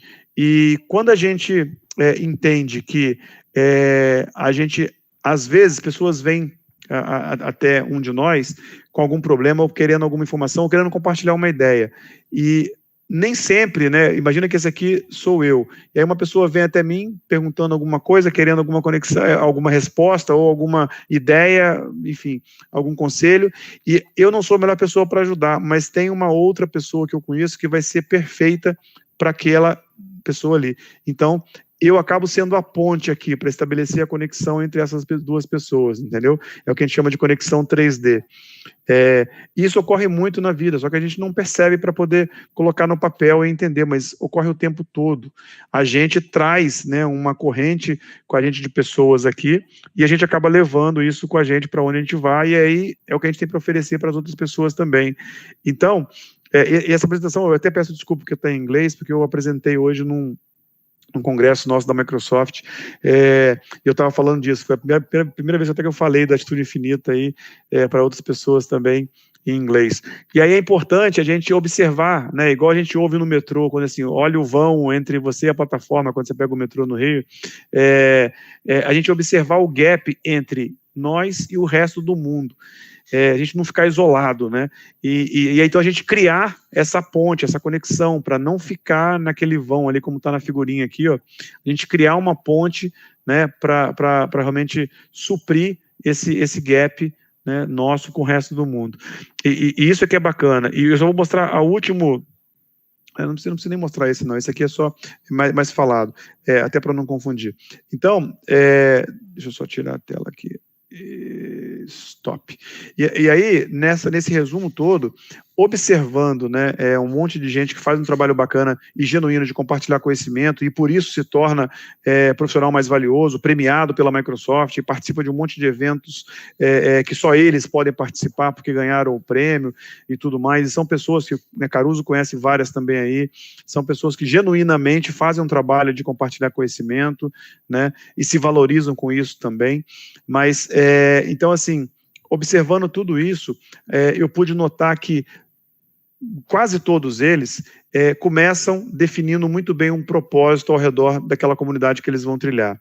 Depois, eles estabelecem uma liderança. Toda comunidade tem que ter um líder. Então, o Gustavo está na liderança da Rio Sul Vale atualmente também. Essa liderança, ela precisa, né, até se renovar de tempos em tempos. O Gustavo não vai aguentar ficar fazendo isso 5 anos, porque ele tem até que preparar outros, né, porque dá trabalho organizar os eventos, ir atrás, tudo mais. Mas é importante ter uma liderança forte daquela comunidade. Então, começa-se com um propósito, estabelece uma liderança forte. É preciso, se você quer mudar alguma situação, como a Débora comentou, é preciso ter atitude. É a palavra que a gente fala e repete o tempo todo. A atitude para querer mudar. Mas nunca sozinho, né? Nunca sozinha, sempre com vários outros. E aí, quando você é parte de uma comunidade, o quarto passo, que até eu uso o exemplo do dedo que a gente bota o anel aqui de compromisso, aliança, é o comprometimento. Como membro de uma comunidade, se você é parte da comunidade, se comprometa a participar sempre ativamente, né, a trazer pessoas para poder prestigiar uma palestra ou outra que você não conheça. É legal vir sem conhecer nada daquela pessoa, e de repente você se surpreende. Uma das melhores palestras que eu já dei palestras para... a maior foi lá no próprio MVP Conf, na Anhembi Morumbi, que tinha 600 e poucas pessoas. Na Campus Party, né, tinha 100 e poucas, legal, 200. Agora, a mais legal, parece que eu fiz, foi numa universidade chamada UNA, lá em Belo Horizonte, né, num evento que era de uma faculdade de arte, cinema, jornalismo, fotografia. Eu estava lançando um livro no Espírito Startup lá, e aí o professor viu e falou, vai lá fazer uma palestra no nosso evento também. Eu falei, tudo bem. E aí, cada sala de aula era uma palestra, era um palco, né, rodando. E aí, então, ninguém me conhecia, eu fui lá, tinham 6 pessoas na minha sala. E aí, nessa palestra com 6 pessoas, tipo vocês aqui, né, eu e mais 6, foi a melhor palestra que eu dei naquele ano, porque eu pude conhecer as 6 pessoas ali pelo nome, eu pude saber quais eram as pretensões delas, elas eram da faculdade de jornalismo, estavam no meio da faculdade, assim, 4º período, e falei tudo que eu queria falar na época sobre o espírito de startup, e ao final a gente saiu ali feliz da vida, né, com uma grande conexão. Eu só me arrependo de uma coisa que eu não fiz, que era tirar uma foto, né? Nós 7 ali, porque uma foto com 7 pessoas, ela ia fazer mais efeito do que fosse eu sozinho num palco e com um monte de gente lá atrás, que é bonito, mas, entendeu? Com 7 pessoas ali você vê o rosto muito melhor de cada um. Mas, enfim, voltando. Então, com esses 5 passos, propósito, liderança, atitude, comprometimento e empatia, eu não falei o último, né? O último é empatia, porque se uma comunidade ela quer continuar crescendo e atrair outras pessoas, e diferentes pessoas também, ela precisa ter essa empatia para, de fato, né, usar o dedinho rapidinho aqui para conectar, criar aquela corrente de pessoas. Então, esses 5 passos, que acabou virando uma palavra, né, que em português não significa nada, mas em inglês significa place, que é lugar, me fez perceber que comunidade é lugar, né, de conectar pessoas, de fazer com que pessoas se sintam seguras ali dentro, que possam compartilhar o que sabem e o que não sabem, sem medo, né, de se demonstrar uma vulnerabilidade, e que fazendo isso é muito mais legal, porque tem uma palestra de um TED, de uma brasileira, uma paulista, chamada Ruth Manos, que ela até, eu tive contato com ela agora para o livro também, que chama A Escalada dos Vulneráveis. Era isso que eu queria terminar aqui para deixar para vocês assistirem. Não sei se vocês já viram. A Helena balançou a cabeça. Já viu, Helena, essa palestra? E aquilo ali me inspirou muito também, porque assim como tem aquela corrida dos $100, vocês já viram aquela corrida dos $100? Coloca depois no YouTube aí, $100, coloca, né, o cifrão 100 race, né, em inglês, RACE. Corrida dos $100, sobre privilégio e classe social. Pesquisar, vocês vão achar fácil. Se não achar, pode me mandar uma mensagem que eu mando o link. Mas que na verdade é o seguinte, assim como na corrida, como nessa questão da escalada dos vulneráveis, é a questão de que pessoas que estão disputando com a gente aqui, né, oportunidades de emprego, coisas na vida, ninguém parte do mesmo ponto de partida. O Caruso colocou o link aí, ó, legal, da escalada dos vulneráveis, depois pode colocar da corrida também dos $100.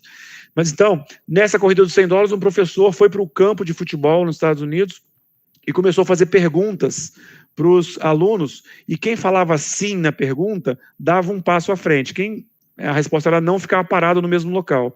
E aí perguntas assim, você cresceu com pai e mãe morando em casa, casados? Quem era sim, dava um passo à frente. Quem era não, ficava parado. Você teve em algum momento se preocupar com se ia ter janta ou não para comer e tudo mais? E aí, quer dizer, caso você nunca teve que se preocupar com falta de comida na janta e tudo mais? Sim. Se você não teve, você dava um passo. Quem, né, já se preocupou com comida, falta de comida, ficava parado.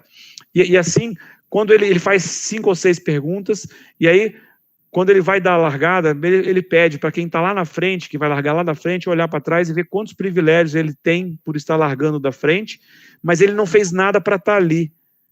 Ele simplesmente nasceu naquela condição, e por isso ele é privilegiado. A pessoa não conquistou aquele privilégio, né? E a gente tem esses privilégios o tempo todo, isso é importante perceber. No pior momento nosso, né, de vida, se você olhar para os lados, você vai ver que tem gente muito para trás de você, como tem muitos, né, na nossa frente. O maior erro do brasileiro de classe média é achar que está perto do Luciano Huck, que vai virar rico daqui a pouco. A gente está muito distante do Luciano Huck e está muito mais perto daquela pessoa mais pobre que mora na nossa cidade, né? Quando a gente perceber isso, a gente vai querer dar a mão para ele aqui e não querer tentar dar a mão lá para cima para o Luciano Huck puxar a nossa mão. Não é por aí. Então, assim, esse vídeo da escalada dos vulneráveis, a Ruth Manos fala muito bacana isso, e foi o que eu quis fazer, na verdade, muito antes de ter visto o vídeo dela, mas o vídeo dela explica legal isso. É a gente chegar num determinado patamar de sucesso que a gente está realizado e olhar para o lado e falar assim, poxa, mas não tem ninguém aqui igual a mim, não tem ninguém de Volta Redonda aqui na Microsoft, poxa, não tem ninguém no meu bairro da Voldac, não tem ninguém que estudou naquele coleginho lá. Na verdade, muito antes, né, quando eu cheguei na Unisys lá, quando teve a oportunidade, eu indiquei o Ricardo, trabalhou com a gente lá na Unisys e outras pessoas. Quando eu estou na Microsoft, aí aqui no Brasil eu sou o homem branco, realizado, privilegiado, aí eu saio e vou num evento do meu time, que o meu time é um time global, né, de pessoas de todos os lugares do mundo aí. Quando eu estou lá nos Estados Unidos e vou, né, dar meu comentário junto com o meu time, eu não sou o homem branco privilegiado, eu sou latino-americano. Se eu abro a boca para falar o meu inglês, que não é tão bom, porque eu comecei a fazer inglês com 18, 19 anos, eu tenho que tentar ser muito bom no que eu estou falando, muito genuíno, para tentar ganhar atenção e algum destaque. Se uma colega minha da Inglaterra, um colega meu alemão, um colega meu americano ou canadense abre a boca para falar, ele já parte do princípio que eles estão falando algo, né, de forma concreta, eles estão falando inglês porque eles são fluentes nisso, porque eles nasceram falando inglês, mas mesmo o alemão que fala alemão e depois aprendeu inglês como segunda língua, eles têm credibilidade. Qual é a imagem que o brasileiro tem no mundo, ainda mais atualmente com o nosso presidente? Então, assim, a questão de privilégio ou grupo vulnerável depende de onde você está também. né? Tem um pouco disso. Mulheres, né, podem estar num grupo vulnerável em várias situações que os homens não estão. Mulheres negras, mais ainda, né? Então, assim, é importante a gente entender, e aí, de novo, eu ainda tenho muito privilégio. E aí, quando eu estou nesse momento que eu sou, de repente, eu falo, pô, caramba, eu tenho que pensar o que eu vou falar aqui, porque eu não posso falar qualquer coisa, porque senão a minha reputação vai lá embaixo. O Ayrton Senna, quando era, né, vivo ainda, e era um cara de muita visibilidade no mundo, positiva do Brasil, né, um herói do esporte aí nosso, um verdadeiro mito, né, não essa coisa que a gente tem aí, mas o Senna falava, quando ele, mesmo um piloto de Fórmula 1, já campeão do mundo, mas estava no ambiente com francês, alemão, inglês, ele tinha que provar muito mais do que os outros. Porque imagina que a gente está escalando uma montanha, aqui é a montanha que a gente vai escalar, né? Aqui é a parte de baixo, aqui, eu vou fazer assim, aqui é a parte de baixo da montanha, a gente vai todo mundo começar a escalar daqui, o sucesso é aqui, o topo da montanha, né? Só que para a gente começar a nossa escalada, na verdade, dessa montanha, a gente teve que escalar uma outra montanha aqui de baixo antes para chegar aqui no mesmo patamar que os outros caras estão. Entendeu? Então, quando a gente brasileiro está num grupo global, por exemplo, com um monte de profissional do mundo inteiro, para chegar nesse patamar aqui, onde a gente vai começar a subir junto, brasileiro, inglês, americano, canadense, o que for, a gente teve que subir uma outra aqui muito maior. Como uma delas é aprender inglês. Eles não precisam, né? Outra delas é mostrar que a gente trabalha, que o brasileiro trabalha e trabalha muito, e que é muito mais criativo, às vezes, do que os outros, mas, enfim... então, assim, a gente tem uma escalada. E se você esquece dessa outra escalada aqui, se comparando com outras pessoas do mundo, vamos pegar só a nossa aqui.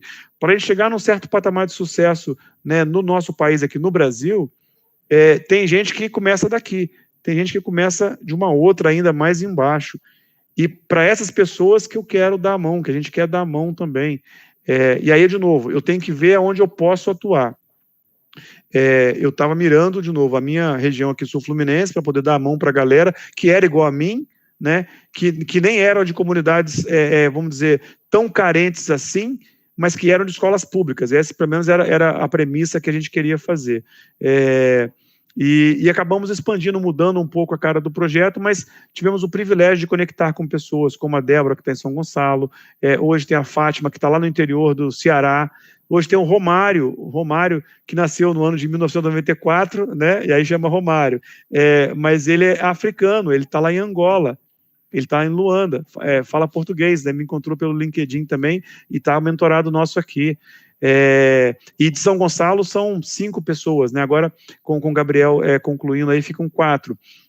E aí tem do Rio também, tem de São Paulo, de São José dos Campos, de Volta Redonda, Barra Mansa, de Valença, de Angra, cada um representando um pouco dos seus próprios lugares. E se a gente conseguir, com 20 pessoas, que agora já são 24 ou 25, que cada uma delas, né, Gustavo já está fazendo isso aqui na região sul-fluminense. Se a Débora consegue, né, aliada com outras pessoas também, transformar a região dela, né, de alguma forma, as pessoas que estão ao redor, né, primeiro, né, Débora, até falando isso aqui, eu comecei a fazer isso só para poder fechar e dar essa conclusão de fato, para não parecer que a gente faz isso desde sempre, não, eu comecei a fazer isso depois que eu já estava com a minha independência financeira perto de 40 anos, então assim, primeiro foco para você, Débora, e aproveitando o gancho para os mais novos aqui, Matheus, Gabriel, mas que vale para a gente, né, Helena sabe disso, Caruso, Gustavo, a gente se transforma quando a gente entra numa grande causa aí, né, William Shakespeare também, nem vem, para com isso. Gustavo também, que eu já te olho aqui com um cara líder de comunidade, já está fazendo o trabalho aí de give back. Muito bem, por sinal. Mas o William Shakespeare tem uma frase que fala, você é grande quando você está abraçando uma grande causa. Então, Débora, o primeiro foco para você ajudar a mudar a situação, né, ao seu redor, é você primeiro se ajudar. Então, você... o Eduardo Lira, que é da ONG Gerando Falcões, que ele fundou, ele fala, não importa de onde você vem, importa para onde você quer chegar e de fato... Mas é legal, eu falo que na verdade não é para minimizar de onde a gente vem, não, a gente tem que usar as nossas raízes para, assim como uma raiz de uma árvore, ser forte, para ser uma consolidação. Eu tenho orgulho de falar que eu sou de Volta Redonda. Quando a gente não tem tanto privilégio e a gente conquista, né, algumas coisas de sucesso nas carreiras, a gente dá muito mais valor. Sabe aquelas pessoas que ganham na loteria e perdem o dinheiro depois? Então, assim, quando você conquista trabalhado, você não vai perder. Então, essa dica final. Débora, continue nesse caminho bacana que você está na mentoria, para você transformar a sua história, para você poder fazer o que você quer fazer. Eu sei mais ou menos que você já falou de alguns sonhos ali, mas saindo, né, de São Gonçalo, ou até ficando aí, mas outros locais também, levando contigo as pessoas que estão perto de você, e sendo, né, uma pessoa de sucesso, né, que você vai ser, vai continuar sendo, na verdade, mas tendo a sua independência financeira, você vai poder voltar daqui a uns anos, né, e aí começar a fazer um trabalho muito mais forte de dar de volta para a comunidade e transformar muito mais, entendeu? Mas sempre acompanhada de um monte de gente. Então, pessoal, é isso mais ou menos que eu falo no poder do People Chain, essa união que a gente pode estabelecer entre pessoas que a gente nem conhece, mas quando a gente compartilha um propósito, uma história genuína, a gente já cria uma conexão aqui, né? Eu saio daqui hoje, né, lembrando do rosto do Matheus balançando a cabeça sempre, concordando, da Helena também, do Gabriel também, enfim, e a conexão fica para a vida. A nossa corrente do bem, ela só cresce, né?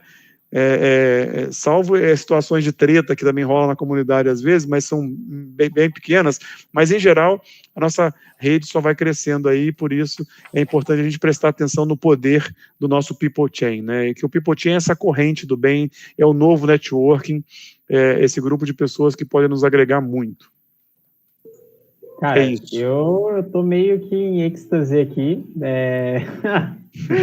Momento muito, muito bom, cara. Eu acho legal, tipo, uma coisa que é muito bacana e que torna esse momento singular é que aqui a gente tem poucas pessoas, mas são poucas pessoas que estão tendo uma oportunidade, tipo, muito, muito bacana. Muito bacana. A gente poderia ter 30, 40 pessoas aqui, mas será que todas elas iriam aproveitar? E aí, pegando um gancho do que você, né, Glauter, comentou, da pessoa que, tipo, putz, ela tá lá na melhor escola, mas ela não tá aproveitando aquilo, né? E daí ela vai lá para uma escola ruim, tipo, mano, não vai fazer tanta diferença, porque ela vai estar ali do mesmo jeito, entendeu? Exatamente. Então, assim, a gente que tá aqui, mesmo estando em pouca quantidade, cara, a qualidade é muito forte, né? Então, assim, velho, tipo, muito, muito, muito de coração.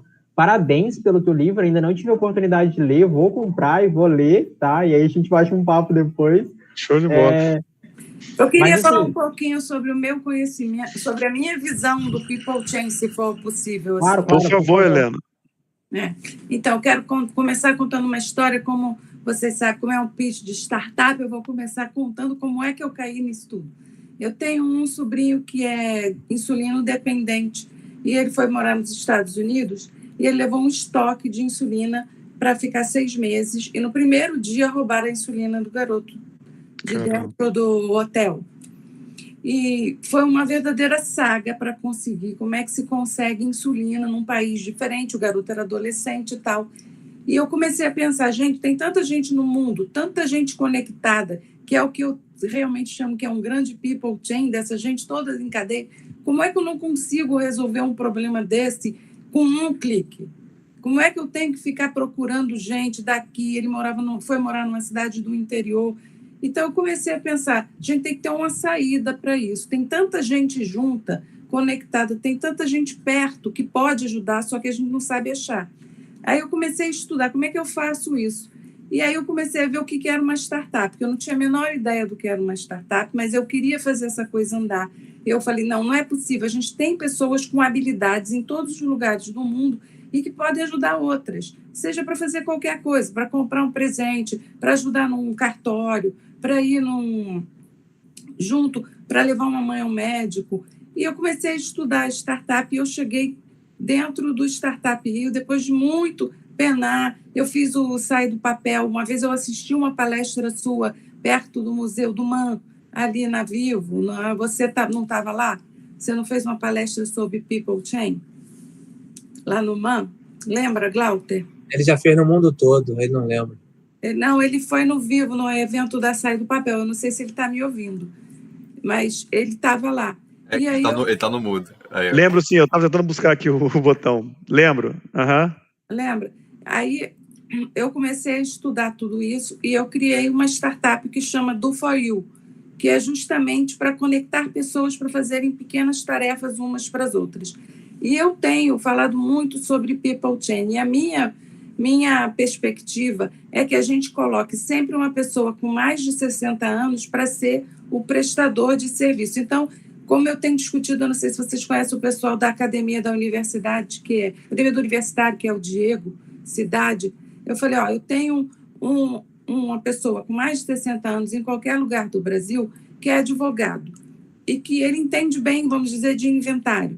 E tem uma pessoa que está se formando, que quer fazer um inventário e não sabe fazer, e não sabe como é que faz sozinho. E tem alguém que sabe fazer, que pode ajudar. Então, o que eu quero fazer é conectar essas pessoas. Eu tenho, hoje, uma pessoa me pediu, eu preciso de uma certidão num cartório em São Paulo. Cara, eu não sei como é que tira uma certidão num cartório em São Paulo, mas eu comecei a procurar e achei uma pessoa do cartório em São Paulo que vai fazer para mim. Só que eu quero criar uma plataforma que você não precisa ficar procurando 10 pessoas para encontrar. Você entra lá e você fala, eu quero isso num raio de tantos quilômetros.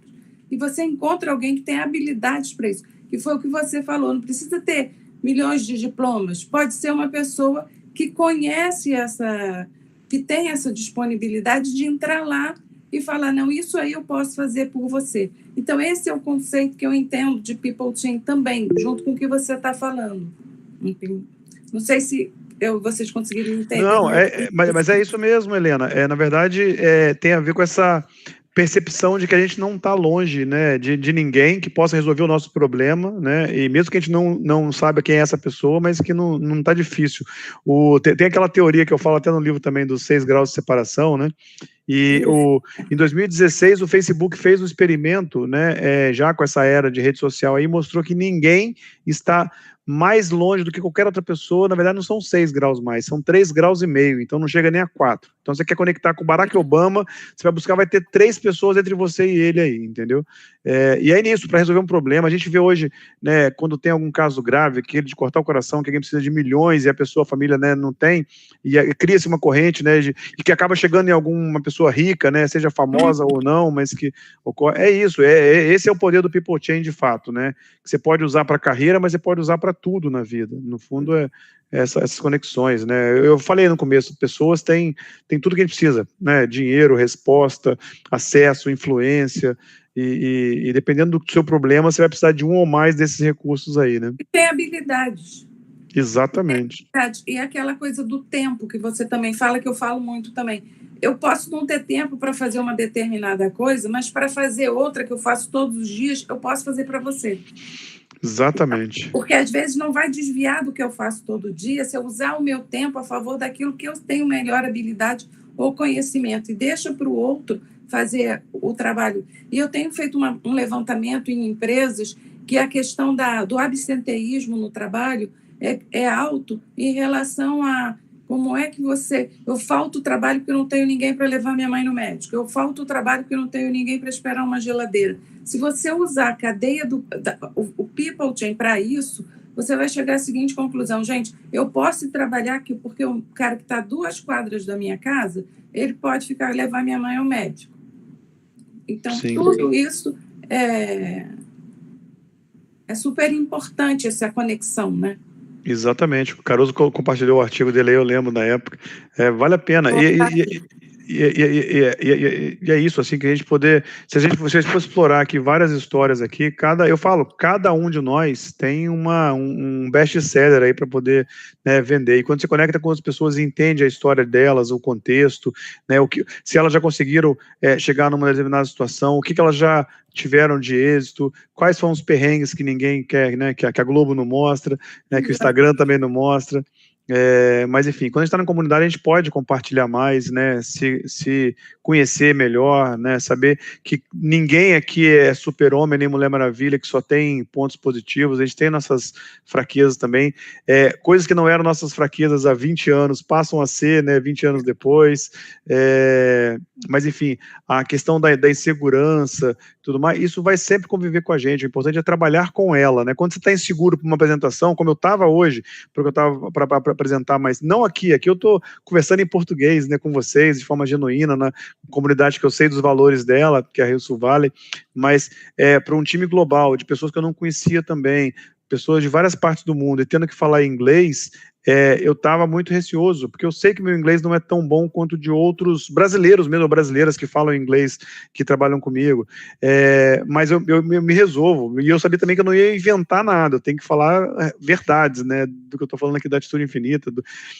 das pessoas, da conexão, mas, e aí para a gente poder suprir essa deficiência é se preparar, né? É ter a atitude de falar, poxa, peraí, vou me preparar aqui, vou fazer da melhor forma, mudar o que eu tiver que mudar para falar, mas, e aí eu até falando com uma colega minha que é da Dinamarca, que ela me dando parabéns depois lá, eu falei, espero que eu tenha conseguido passar a paixão que eu consigo passar falando em português, mas falando numa outra língua, né? Falando em inglês no caso. Ela falou, não, mas deu para notar, e é muito legal o projeto, né, e as coisas todas que a gente está falando, sobre essa questão aqui da conexão, né, da importância das pessoas e do tempo, e do nosso, e da escalada dos vulneráveis, que até isso eu falei para eles também, ali também. Enfim, é isso, pessoal, e aí, de novo, pegando o gancho do que o Matheus falou, só para poder fechar, eu preciso também de conectar, porque eu tenho o meu chapéu de pai aqui para dividir, né, a mãe fica mais o tempo todo nas aulas online, enquanto o pai está trabalhando, mas o que você falou, Matheus, no fundo é o seguinte, eu aprendi, de fato, no começo, né, há muitos anos atrás, a gente tem aquela coisa assim, que acaba cegando um pouco, ao invés de pensar no ecossistema, a gente acaba virando um pouco de egossistema, o ego é uma coisa terrível, e aí, quanto mais pessoas na palestra, melhor, parará, né, palestra para 100, para 200, poxa, para 600 pessoas, que legal, e você interagir com a plateia, né, tá com você ali, muito legal. Agora, quando eu dei essa palestra na UNA para 6, e eu achei tão legal, e foi até uma dica que a minha esposa me deu, falou, vai relaxado, né, se tiver 60 tá ok, se tiver 6 também, mas curte um momento, você não gosta de, né, conectar com as pessoas? Eu falei, pô, beleza, e realmente é isso, e ao mesmo tempo, eu entrego, né, com a mesma qualidade, com o mesmo conteúdo, o que eu vou fazer aqui de forma gratuita, como já dei palestras que eu recebi, né, falei, pô, que legal, estou me pagando para palestrar em empresas e comprando livros também, mas assim, a mesma qualidade que eu vou entregar, uma coisa que foi pago, que eu estou recebendo para fazer, é o que eu entrego numa comunidade gratuita, então não tem diferença. E aí, você falou assim, poxa, que legal que a gente está aqui num grupo até menor, quando você, daqui a, sei lá, 3, 4, 5, 6 meses, vamos dizer, consegue pegar algum insight de uma reunião da Resuvale, seja de hoje ou de alguma outra, faz alguma coisa, como a própria Helena deu o depoimento dela aqui, e você começa a ganhar uma certa visibilidade naquilo que está fazendo, o sucesso naquilo que está fazendo, porque eu sempre falo e repito, né? Vocês estão me vendo na câmera aí ou eu desliguei a câmera sem querer? Então, né? Tá. Quando a gente obtém sucesso em alguma questão, primeiro que o sucesso não é um só para todo mundo, cada um tem a sua definição de sucesso, né? Sucesso para uns pode ser morar em São Paulo, ganhar o máximo possível. Sucesso para outros pode ser morar onde você quiser morar, perto de quem você ama, né? E com mais tranquilidade. Enfim, cada um tem a sua definição e que ela muda também. Sucesso para você aos 20 é uma coisa, aos 30 é outra, aos 40 é outra, aos 60 vai ser outra. Mas o resumo que eu quero dizer é o seguinte: quando você obtém um certo êxito, né, em alguma jornada, muitos vão olhar para você e vão falar assim, foi sorte. Aí você sabe que não foi sorte. Agora, essas pessoas não percebem que estamos aqui hoje à noite, né, quinta-feira à noite, quase 9 horas da noite, estamos conectados aqui há 2 horas, trocando ideia entre amigos. Muita gente se reúne nos finais de semana para, né, se capacitar também, trocar experiências e falar de um monte de coisa. E essas pessoas que falam que foi sorte não estão aqui à noite, não estão no final de semana nesses eventos, não estão correndo atrás de conteúdos bons, que tem um monte de conteúdos bons aí no YouTube mesmo, né, e não só bobagem. Bobagem que entretém também, mas que não pode ser só bobagem. Então, assim, quando você chega num patamar de sucesso, e muitos vão dizer que foi sorte, eles não estão vendo isso aqui, entendeu? Quando a gente vai num evento para dar uma palestra, tira uma selfie, né, pegando o público atrás, ou com a galera ali na frente no palco com você, e posta aquilo, tem um monte de gente que acha lá, pô, o cara tá querendo aparecer, mas ninguém percebe que várias vezes a gente saiu de casa cedo, pegou um ônibus ou um avião, está pagando do bolso, às vezes, para estar naquele evento lá palestrando, né? Se perdeu várias horas ou investiu várias horas para preparar um material para poder apresentar ali para as pessoas, né? Depois que terminou a palestra, você conecta, conversa com um monte de gente depois ali naquelas conversas perto do palco. Então, assim, quem julga só pela foto, né, de forma leviana, não vê todo esse outro processo também. E o mais legal, no fundo, não é nem a foto, os likes que você ganha, mas é toda essa jornada, a conexão com as pessoas ali no offline. A gente está vivendo um mundo tão online aí, né, que a gente acaba sendo forçado a ficar entre uma tela para conversar com as pessoas aqui, mas nesse meetup aqui é quase que offline, né? A gente está online aqui, mas é como se fosse uma conversa, né, de bar aqui. Mas o legal é isso, é entender que as coisas realmente acontecem no offline. Eu vi várias vezes jovens que me viam fazendo articulação lá para fazer o Start VR em 2017, outros no grupo ali, e aí queriam fazer o evento também, achavam que era só montar um grupo de WhatsApp e sair mandando mensagem. Eu falava, pessoal, aí eu falei para alguns, né, mais novos, falei, olha, você não vai conseguir fazer nada assim, porque na verdade o grupo ali, a mensagem é quando você já conversou com todo mundo no privado, já combinou todo o jogo, e aí você manda ali só para consolidar, né? E muitos olhavam ali e falavam, é só criar um grupo aqui, botar o Gustavo, a Helena, o Caruso, o Gabriel, os dois Gabriels, que agora tem o Gabriel Oliveira, o Matheus, a Débora, e a gente vai mandar e aí a gente vai fazer um evento daqui a pouco, em um mês. E não é bem assim. Você pode montar esse grupo, mas eu vou ter que conversar com o Gabriel, vou ter que conversar com o Gustavo, com a Helena, com o Matheus, com o Caruso, com a Débora, enfim. Então, dá trabalho organizar as coisas. Aquela liderança da comunidade que eu falei é uma coisa que realmente é trabalhosa e que tem que ter a ajuda de todos. Então, pessoal, eu preciso, né, desconectar aqui, mas agradeço demais aí o convite, né, do Gustavo, o carinho. Diga, Matheus. Antes da gente sair aqui, cara, eu já tinha comentado com o Gustavo que eu gostaria muito de fazer parte aí da comunidade de vocês, quando tiver alguma oportunidade. Lembrem de mim, por favor. Legal. Eu tenho uma mentora também, eu acho que, putz, cara, faz total match aí com o que vocês abordam, né, e que vocês têm aí. Eu já apresentei ela também para o Gustavo. Inclusive, ela participou do nosso último meetup, o Gabriel Nunes também esteve, né, que é a Eliane. E, cara, muito obrigado pela tua presença. E, Helena, cara, eu conheço uma pessoa que ela tá conectada com o pessoal da comunidade da Maturi, se eu não me engano. Do Morris. Pessoal do Morris. Né? Então, tipo, cara, ela é uma pessoa super engajada com o pessoal de terceira idade, né, melhor idade, enfim, existem diversas expressões e definições para cada um grupo, né? Eu acho que poderia ser uma conexão interessante também para vocês conversarem sobre essa questão aí, depois a gente bate um papo. Como é que é o nome dela? Se for o que eu estou pensando, acho que Verônica Maranhão, você deve conhecer, provavelmente, não? Não, eu estava pensando que era uma outra que eu esqueci o nome agora aqui, mas se você falasse eu ia lembrar. Mas não é Verônica, não. Mas eu conheci o Morris também lá em São Paulo através da Juliana também, porque ela tinha entrevistado ele no Pequenas Empresas, e no segundo livro, no Zup Talks, a gente fala um pouco da Maturi Jobs, faz um trabalho incrível também. Bem legal, ele é um cara do bem pra caramba. Eu tive com ele já há 3 anos atrás, lá fui no encontro da Maturi também, lá bater um papo e palestrar. Trabalho muito sério. Pessoal, obrigado demais. Helena, Matheus, Débora, Gabriel, Caruso, como sempre aí, Gustavo, e tamo junto sempre, conectados aí pra gente poder conversar e trocar ideia também nas redes sociais. Valeu? Muito obrigado pelo convite aí, por ter aceitado esse nosso invite aí. Obrigado a todos que participaram, que engajaram essa troca que é muito importante. E aproveita aqui, deixa aqui rapidinho o LinkedIn aqui de vocês, porque o Meetup é isso, gente, para gerar conexões e a gente continuar conversando, continuar